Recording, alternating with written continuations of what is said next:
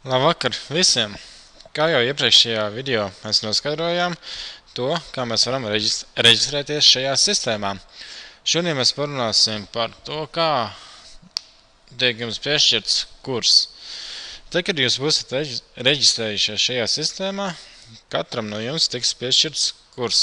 Šo kursu piešķirs šīs sistēmas administrators. Piemēram, viens kurs jau ir piešķirts lietotājam skolotājs. Pieslēgsimies viņu.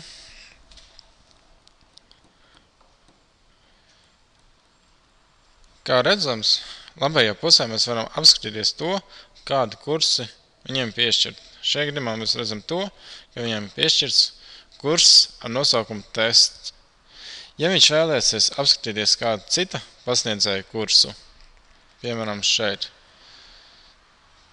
tas nozīmē to, ka viņam nav tiesības to izdarīt.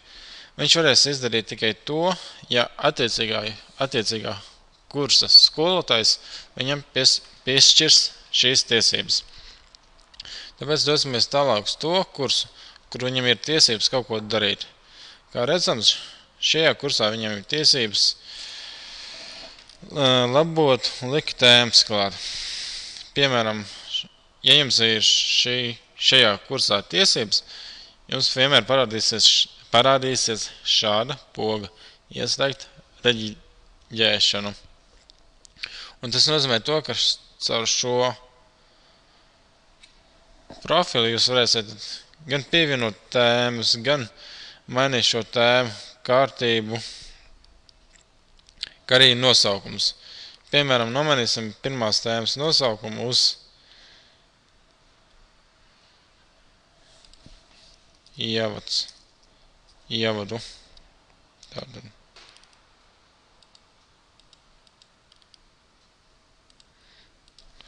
Sākumā noņemam to, ka viņš vairāk neizmantos noklusēto sadaļas nosaukumu un pasakam to, ka mēs gribam ievadīt paši savu tēmu ievads, piemēram. Saglabājam izmaiņas.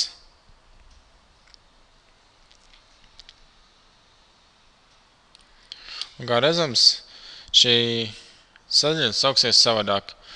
Kā jums parasti es ieteiktu darīt, kā es pats daru?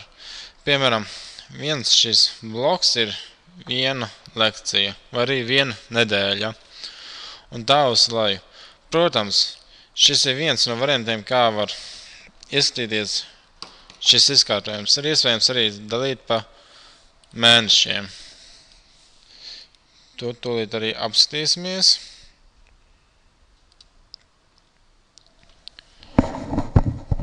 Pie rediģēt ieskatījums. Kā redzams, mēs varam nomainīt kursa nosaukumu, kāds būs kursa īsais nosaukums. Tālāk šeit mēs nosakām, kāds ir tas formāts. Viens variants, ko es parasti izmantoju, ir tēmu formāts. Otrs, ko var izmantot, ir nedēļu formāts. Nedēļu formāts atšķiras no tēmu formātu ar to, ka rādīsies klāt datumi. Atak šie divi formāti, kas tik rādīti, parasti netiek izmantot. Viens ir vairāk saziņai, respektīvi tas tiek izveidots kā forums, bet otrs ir šāds, kā redzams, šeit ir pa datumiem. Protams, ja jūs esat kļūdījies, tad jūs varat mierīgi pārvietot un nomainīt uz citu sadaļu. Piemēram, šādi. Tā. Nomainīsim apakaļ uz tēmu formātu.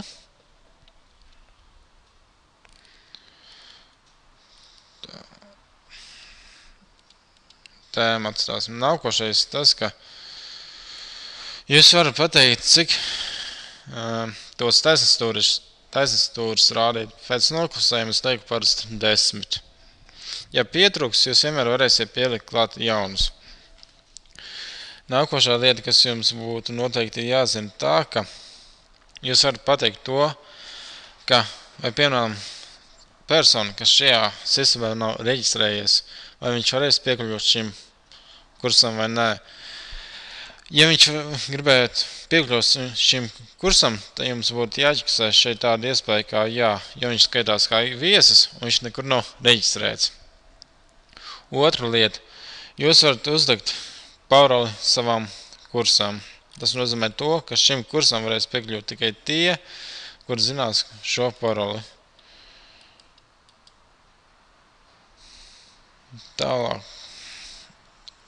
Šeit mēs varam arī uzlikt to, kādā valodā būs jūsu kurs un kam viņš būs pieejams. Šajā gadījumā pēc noklusēm šis kurs ir pieejams studentiem.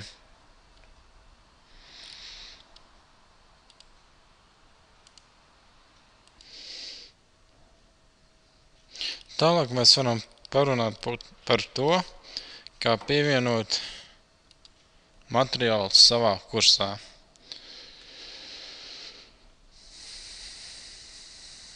Tātad, piemēram, parasti pievienoju materiālus par to, kāda būs šī kursa nosacījumi. Pats pasniedzu internetu pamatus un tūlīt izvēlēsimies, kā mēs varam pievienot failu, jo standartā visu nosacījumus, piemēram, glabāju failā. Šeit atķiksējam failu, nospiežam pogu pievienot. Tālāk jau uzrakstam, kāds ir nosaukums. Piemēram, internet.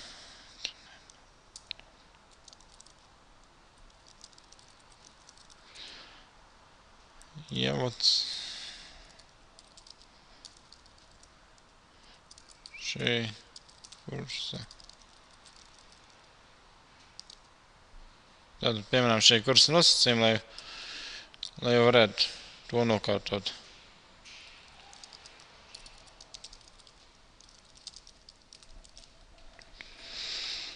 Tā. Un tad izvēlamies failu. Viens variants ir, piemēram, vienkārši ievilkt, turam nospiestu, atveram un ievalkam. Kā redzams, fails ir veiksmīgi pievienots. Varam uzlikt to, vai viņš parāda mums tipu vai nē. Atšķirsēsim, ka jā. Un šajā gadījumā īstenībā es nesaprotu to, cik viņš daudz sver. Šajā gadījumā viņš ļoti maz sver, kaut kāds 10 megabaitus. Un tālāk saglabāt un atgriežamies kursā.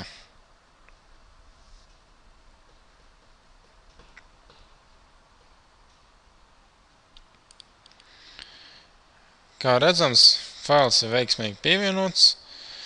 Tagad, jebkurš šī kursa reģistrētais lietotājs varēs viņu vienmēr pielādēt. Šādi izskatās šis loks studentiem, kuriem nav nekādas tiesības kaut ko mainīt šajā sadaļā. Un tālāk uzskašinām uz failu.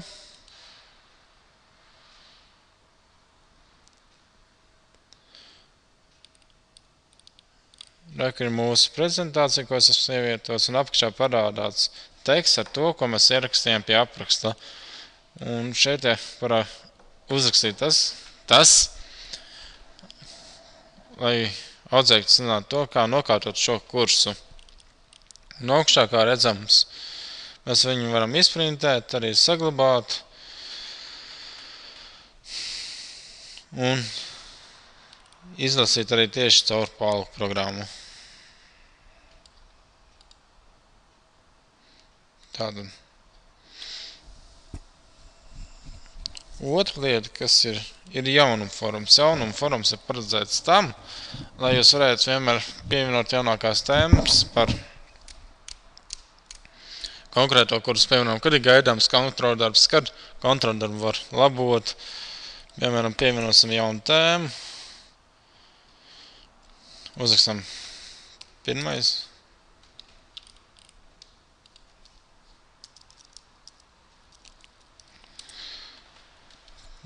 Pirmais kontroldarbs būs gaidāms, piemēram, 22. martā.